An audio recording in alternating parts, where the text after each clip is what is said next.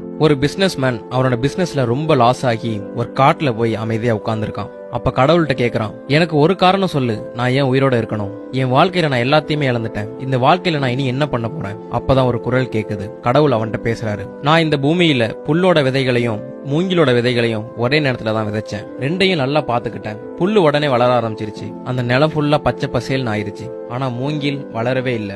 ஒரு சேஞ்சுமே அதுகிட்ட இருந்து தெரியல.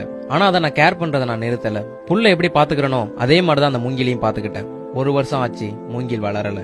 2வது வருஷம் ஆச்சு, புல்லு நல்லா அடர்த்தியா வளர்ந்துருச்சு. ஆனா மூங்கில்ட்ட இருந்து ஒரு சேஞ்சுமே இல்ல. 3வது வருஷம் ஆகியும் மூங்கில் ஒரு இலை கூட விடல. ஆனா நான் என்னோட நம்பிக்கையை விடல. அதுக்கு எப்பவுமே தண்ணி விட்டுக்கிட்டு இருந்தேன். அதை பத்திரமா கவனிச்சுக்கிட்டேன். 4வது வருஷம் ஆகியும் அது வளரல. ஆனா 5 வருஷம் கழிச்சு மூங்கில் விதை முளைச்சது. 6 மாசத்துல புல்ல விட 20 அடி அதிகமா வளர்ந்து நின்னுச்சு. மூங்கி வளர்றதுக்கு 5 வருஷம் எடுத்துக்கிச்சு. அந்த 5 வருஷமும் அதோட வேரை பலப்படுத்திக்கிட்டு இருந்திருக்கு. அப்பதான் அதால 20 அடி வளர்ந்து நிக்க முடியும். நான் சொல்றதை என்னைக்கும் மறந்துடாத. உன்னோட வாழ்க்கையில நீ சந்திக்கிற கஷ்டங்கள் உன்னோட வேரை உறுதிப்படுத்திக்கிட்டு இருக்கு. அது உன்னை பலசாலியாக்குது. நான் மூங்கில என்னைக்கும் கைவிட்டதில்ல. அது மாதிரி உன்னையும் நான் என்னைக்கும் கைவிட மாட்டேன். அதனால உன் முயற்சியை நீ என்னைக்குமே கைவிட்டுறாத. மூங்கில் வளர்றதுக்கும் புல்லு வளர்றதுக்கும் நேரம் மாறுபடும். அதே மாதிரி அதோட தேவையும் மாறுபடும்.